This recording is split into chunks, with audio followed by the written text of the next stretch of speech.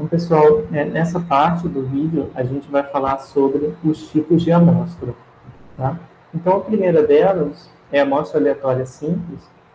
Nesse tipo de amostragem, ele consiste em simplesmente selecionar elementos da população de forma aleatória, de modo que cada elemento da população tenha a mesma probabilidade de ser amostrado.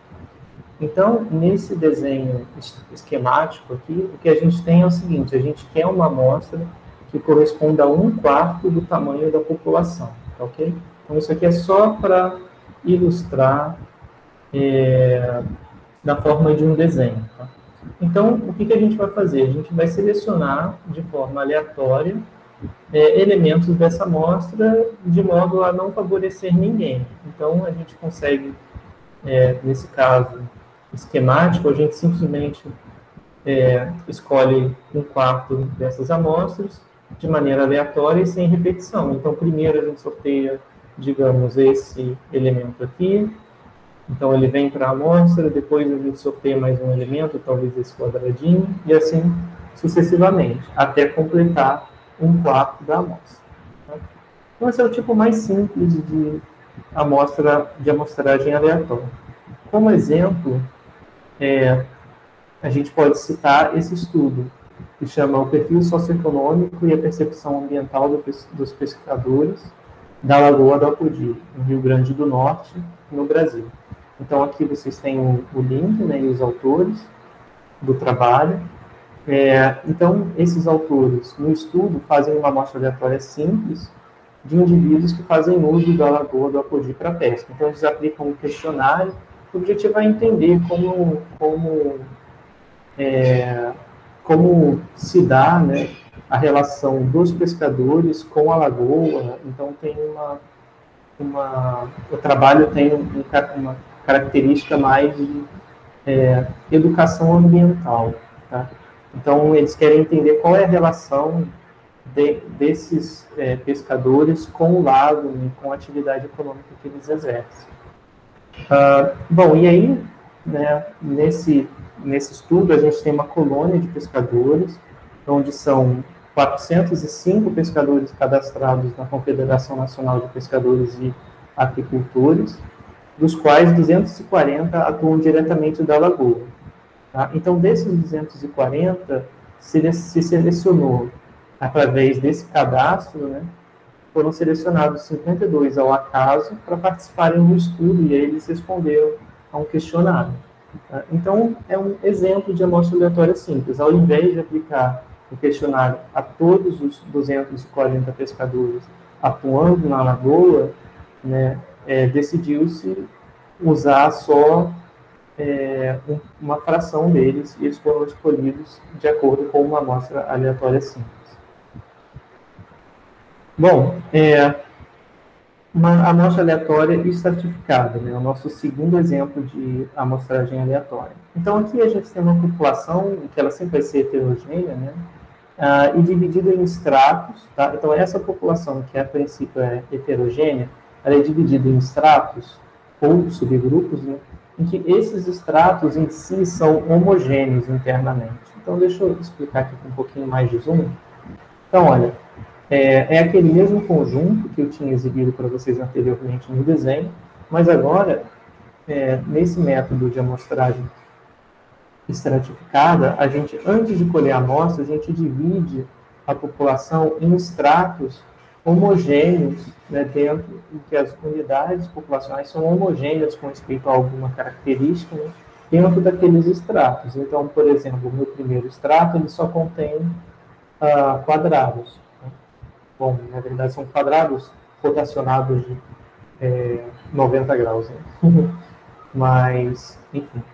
Então, aqui eu tenho um extrato, aqui eu tenho um segundo extrato, um terceiro, um quarto extrato. Nesse desenho esquemático, a gente tem interesse em colher uma amostra que seja que tenha 1/4 do tamanho da população. Então, o que a gente faz a gente busca amostrar 1/4 de cada extrato, porque aí, ao final, a gente vai ter 1/4 da população sendo representada. E dessa forma, a gente reforça que a amostra tenha as mesmas proporções nos extratos, né, que a população tem. Então, por exemplo, nesse caso, a gente vai coletar, como a gente quer 1/4 do tamanho de amostra, a gente vai pegar dentre esses 8, vai escolher 2 aleatoriamente, dentre esses 1, 2, 3, 4 vezes 1, 2, 3, 4, 5, 6, 24, a gente vai escolher 6 aleatoriamente, e assim sucessivamente. Tá? Então, dessa forma, a gente faz a amostra dentro de cada extrato, obedecendo a proporção de 1/4 que era o interesse na hora de coletar a amostra, que ela tivesse 1/4 do tamanho. Então, por essa amostra, a gente vê que estão preservadas as proporções dentro de cada extrato, tá bom? Então, no caso de um problema prático, isso aqui poderia ser, não sei, determinadas espécies diferentes, indivíduos, né, cada um deles podia ser indivíduos, de uma espécie diferente. E a gente quer mostrar de uma região, mas mantendo a mesma proporção dessas, digamos, 4 espécies, né, manter na amostra a mesma proporção que aparece na população. Tá? É só um exemplo, não sei da validade prática de um estudo desse tipo com animais, tá? Mas, enfim, só para ilustrar, tudo bem?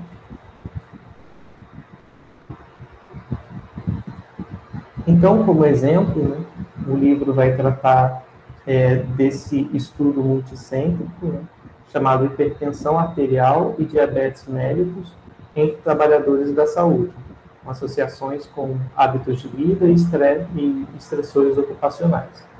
Então, novamente, né, aqui em azul tem o link para o artigo que vocês conseguem acessar, ele é de acesso livre. Bom, e nesse estudo a gente tem um processo de amostragem estratificado. Então, como se dá esse processo? Os autores eles fazem a partir de listas nominais de todos os trabalhadores em atividades nos serviços de saúde da atenção básica, né, e da média complexidade. Então, esses dados são fornecidos pela Secretaria de Saúde dos municípios. Tá? Então, estão lá listados todos esses profissionais de saúde, e aí você estratifica a amostra, né, no caso eles estratificaram em 3 níveis. Um nível que é da área geográfica, outro que é o nível de assistência e grupo ocupacional. Então, esses são os 3 estratos. E a partir de cada um deles, né, eles amostram para formar a amostra da população de interesse. Então, a composição da amostra foi definida com base na participação percentual de cada grupo por nível de estratificação estabelecido. Né? Então, essa é a parte que garante a mesma proporção observada na amostra, né, em comparação com a proporção desses estratos na população. E aí, seguido a isso, né, seguido a essa divisão por estratos, né, veio o sorteio dos trabalhadores que, de fato, iriam compor a amostra. Então, o sorteio, né, foi feito com base em listagem de números aleatórios, então, ele foi feito de forma aleatória. A gente pode até dizer que a segunda etapa, né, que é a etapa do sorteio em si, foi uma etapa de amostra aleatória simples dentro do conglomerado. Então, primeira etapa, divisão nos conglomerados, nos conglomerados não, nos estratos, estou falando errado, conglomerados, eu queria dizer estratos. E aí, dentro dos estratos, escolhe-se os profissionais os trabalhadores que vão compor a amostra. Bom, como eu estava falando de conglomerados anteriormente, conglomerado é o que a gente vai falar agora, tá? Então, a amostra por conglomerado não deve ser confundida com a amostra por estratos. Então, na amostragem por estratos, a gente tinha que os estratos eram homogêneos internamente. Então, dentro do estrato, existem características que tornam aquele extrato homogêneo, com respeito a alguma característica específica. Na amostra por conglomerados é diferente. Então, nesse exemplo, nesse caso, a gente também tem uma seleção aleatória realizada em grupos, né, previamente existentes, mas esses grupos eles não necessariamente vão ser homogêneos entre si. Em geral, eles não vão ser heterogêneos. Por exemplo, aqui, escolas, unidades de saúde, bairros, etc. Então, vamos pegar, por exemplo, os bairros. Dentro de cada bairro, A gente não precisa ter medidas que sejam homogêneas, né? As medidas podem ser heterogêneas lá dentro. Então, o que acontece é que, novamente, a população ela vai ser dividida em grupos, que são os conglomerados, e aí uma amostra aleatória simples dos grupos vai ser selecionada. A diferença é que esses grupos não vão ser mais homogêneos. Então, em seguida, os elementos dos conglomerados são selecionados, são amostrados. Então, o que a gente faz é, antes, por extrato, a gente pegava de cada extrato, né, selecionava aleatoriamente um subconjunto para formar a amostra.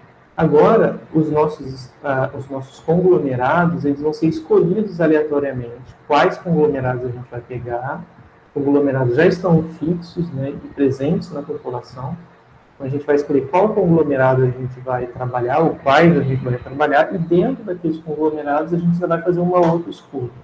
Então, ó, a gente tem, tipicamente, duas formas de fazer a amostragem por conglomerados. Tem de um estágio e 2 estágios. Tá?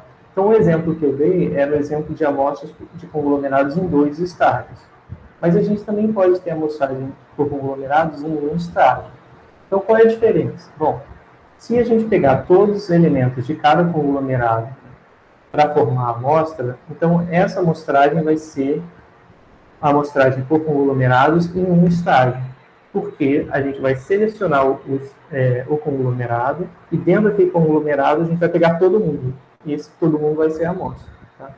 Então, poderia ser, se você quer investigar animais que vivem em um determinado habitat, a gente pode observar vários conglomerados, são sub-regiões daquele habitat.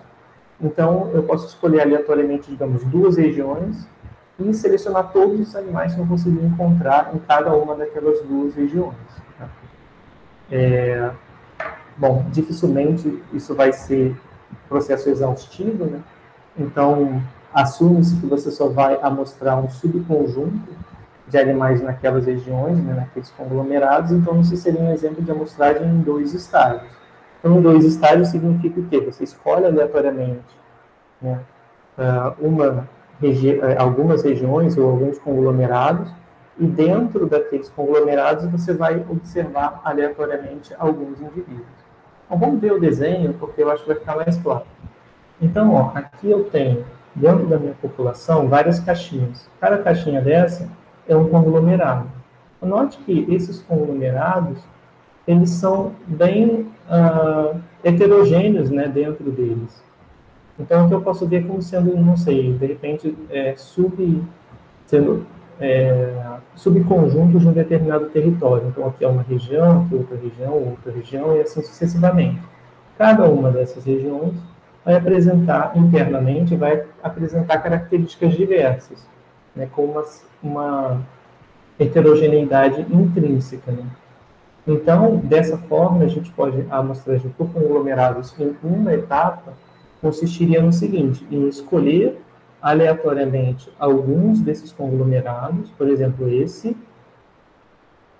deixa eu ver se eu acho o outro, esse, e o outro foi esse aqui, e aí eu vou ter, em um estágio, eu vou pegar todos esses conglomerados e eles vão constar na minha amostra. Então, isso é de um estágio, tá? De uma etapa.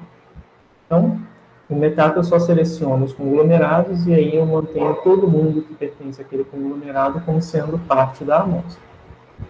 Tá? Se fosse em 2 estágios, seria ligeiramente diferente. Então, não tem um desenho aqui. Então, com 2 estágios é fácil de ver. Eu simplesmente selecionaria, tá? Então, esses são os meus 3 conglomerados selecionados aleatoriamente. Aí, aqui dentro, eu viria e faria a minha seleção. Digamos, eu selecionaria esses 2, aqui aleatoriamente esses 2. Não, desculpa, esse cara não foi selecionado. Esses 2 e aqui, digamos, esses 3. Tá? Não precisa ser a mesma quantidade em cada conglomerado. Tipicamente mas às vezes não. Então, a minha amostra seria só esses objetos em vermelho. Então, são formas diferentes de amostrar, tá bom? Tipicamente, a gente faz conglomerado por um estágio, quando é fácil investigar todas as unidades daquele conglomerado. Então, aí a gente faz um estágio. Se não for, se o conglomerado ainda assim for muito grande para você investigar todos os elementos vivendo naquele conglomerado, aí se faz a amostragem em 2 estágios. Então, como exemplo, a gente tem esse estudo, que é Lopes, 2015, chama Associação da Depressão com as características sociodemográficas, qualidade do sono e hábitos de vida em idosos no Nordeste brasileiro. É um estudo seccional de base populacional.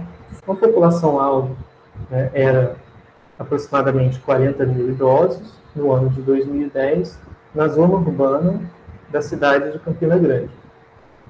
Tá? Então, o tamanho de amostra, né, como a população era 40 mil idosos, aí se fez a coleta, se fez o processo de amostragem. O tamanho de amostra de idosos, né, foi estimado em 205 idosos. Então, tipicamente, e é o caso nesse estudo, a gente faz alguns cálculos, isso a gente deve ir mais à frente no curso, de qual seria o tamanho de amostra necessário para a gente tirar uma conclusão de interesse com um certo grau de confiabilidade estipulado a priori. Então, você estipula um grau de confiabilidade para os seus resultados estatísticos, em função dessa confiabilidade, você procura saber qual o tamanho de amostra que vai te levar a esse grau de confiabilidade. Então, quando ele diz que o tamanho de amostra foi estimado em 205 idosos, é por isso, tá? E a gente vai ver com calma o que isso significa lá para frente, tá?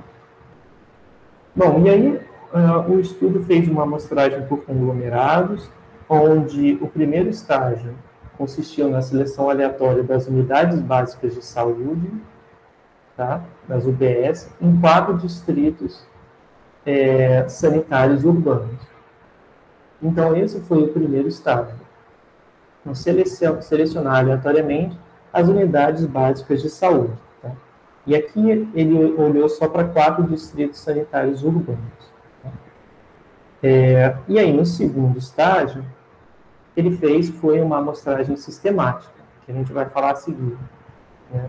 Das residências nas ruas das unidades básicas de saúde selecionadas.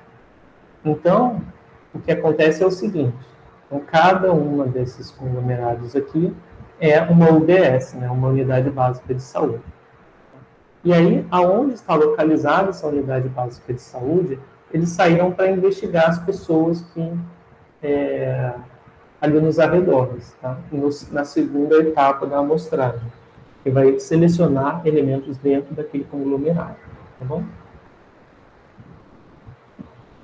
Então, esse segundo estágio, né, que foi o estágio de seleção aleatória, ele foi feito usando a amostragem sistemática, que é a última amostragem que a gente vai ver aqui, antes da gente ir para a próxima parte do vídeo, tá? Para a parte 3.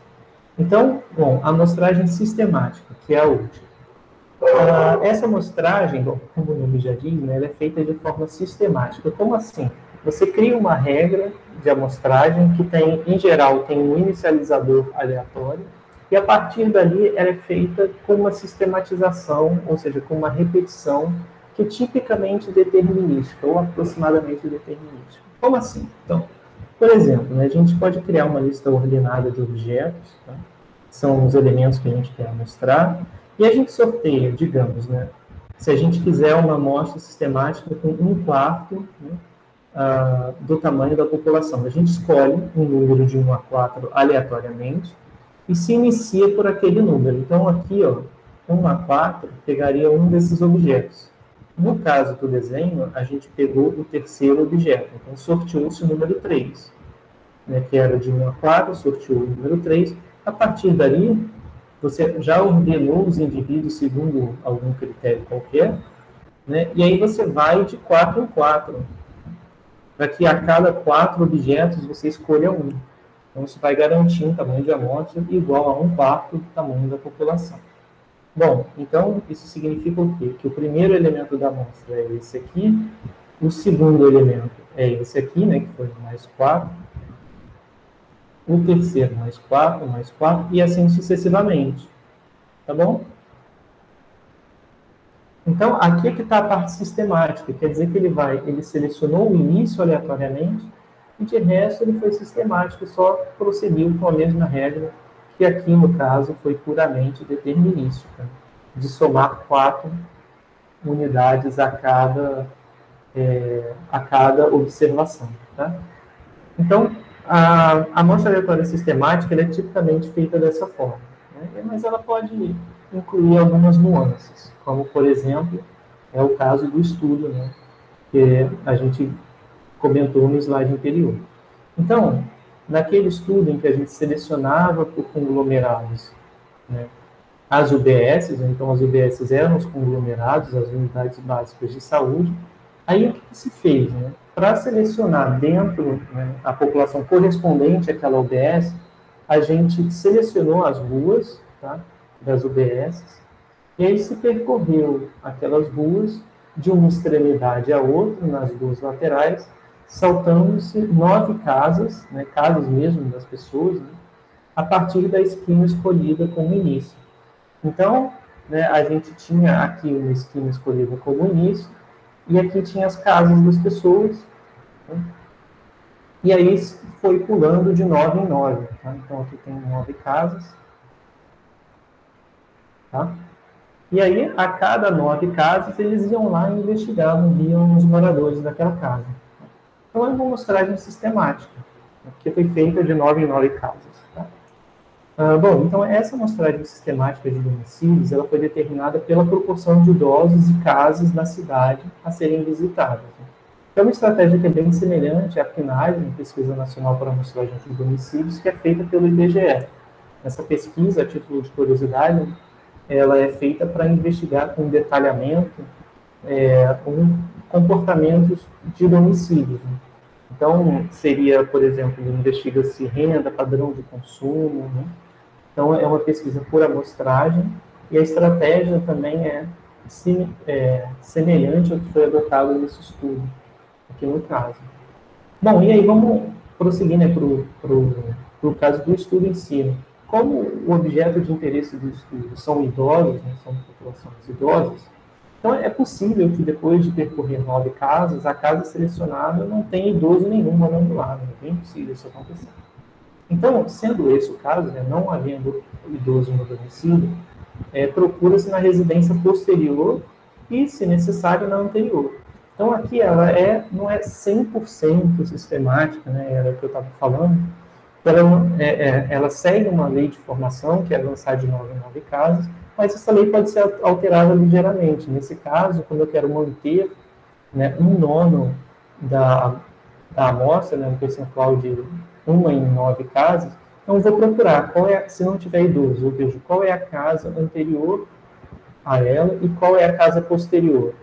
E vejo se eu consigo, em uma dessas residências, né, encontrar um idoso. E aí, encontrando-se, beleza, esse vai ser aquele idoso que vai compor a amostra. Tá? Então, tendo mais de um idoso no local, você faria a coleta com todos os idosos encontrados para não ter nenhum tipo de favorecimento. Tá?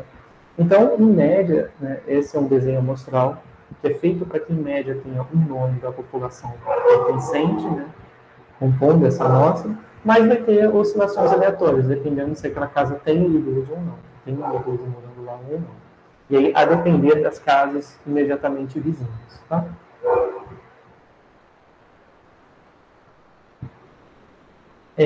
Bom, a amostragem sistemática ela é simples de aplicar, né?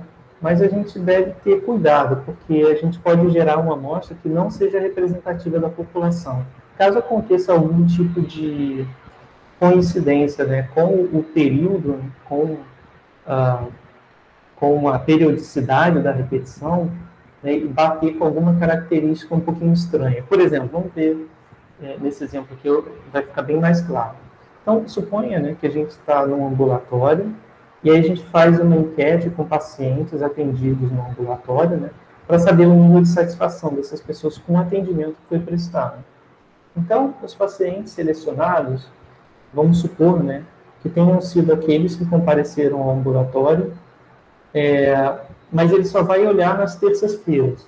Não sei, vamos supor que é porque a pessoa só tem a terça-feira disponível para para ir lá no ambulatório e coletar os dados dos pacientes, então tem que ser na terça-feira, tá?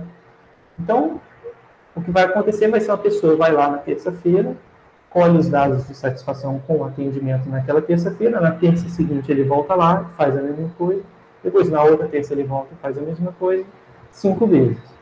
Bom, uma limitação, né, desse processo é que pode ser que o fato dele estar indo sempre nas terças-feiras, né, gere um viés nessa amostra. Porque pode ser, por exemplo, que na terça-feira seja sempre a mesma equipe que esteja atendendo. Pode ser que seja uma equipe escalada para estar lá sempre, não sei, terças e quintas. Então a gente vai investigar sempre só aquela equipe. Não pode ser que exista uma outra equipe disponível, né, uma outra equipe que trabalhe lá nas segundas, quartas e sextas, digamos. Então, essas equipes elas nunca vão fazer parte da amostra, porque ela é tirada sistematicamente, só caem às terças-feiras, né? Então, eu escolho aleatoriamente uma terça-feira, e aí, a partir de lá, eu ando sempre 7 dias, para cair sempre na terça-feira. Tá? Então, isso é um viés, claro, que pode acontecer numa amostra sistemática. Então, a gente só precisa tomar cuidado para que esse tipo de coisa não aconteça. Tá?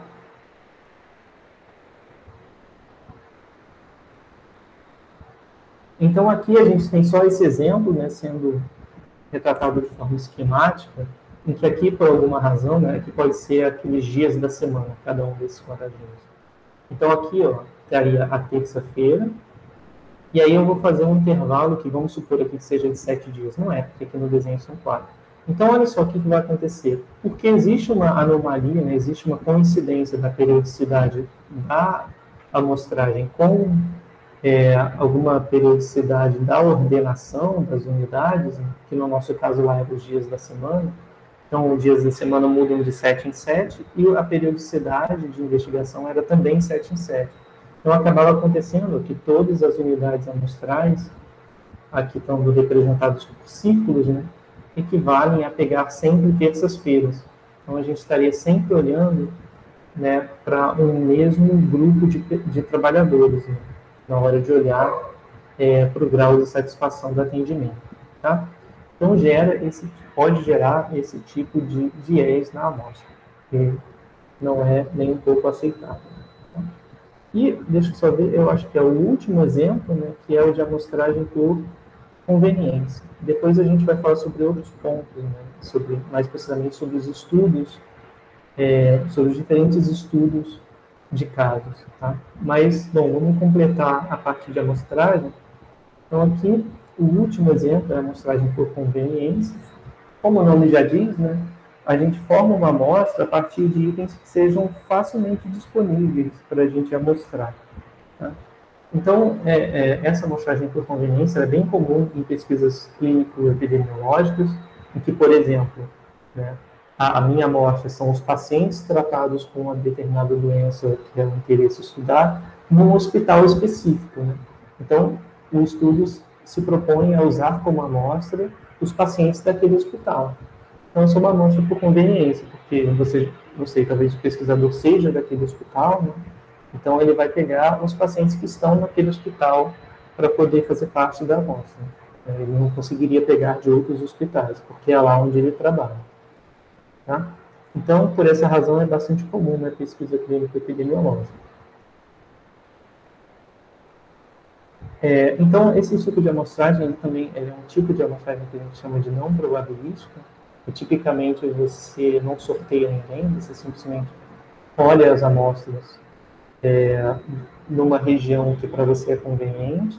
Então, aqui seria representado por, digamos, o hospital onde o pesquisador trabalha, né, e ele vai selecionar os pacientes daquele hospital sendo tratados, né, com aquela doença que ele deseja estudar. Então, aqui como exemplo, o livro vai tratar sobre esse estudo, que é o perfil clínico epidemiológico de 106 pacientes pediátricos portadores de urolitíase no Rio de Janeiro. Então, os pacientes, eles foram de uma amostra, né, a amostra formada foi selecionada, né, consultando o setor de estatística e arquivo do Hospital Federal de Servidores do Estado do Rio de Janeiro.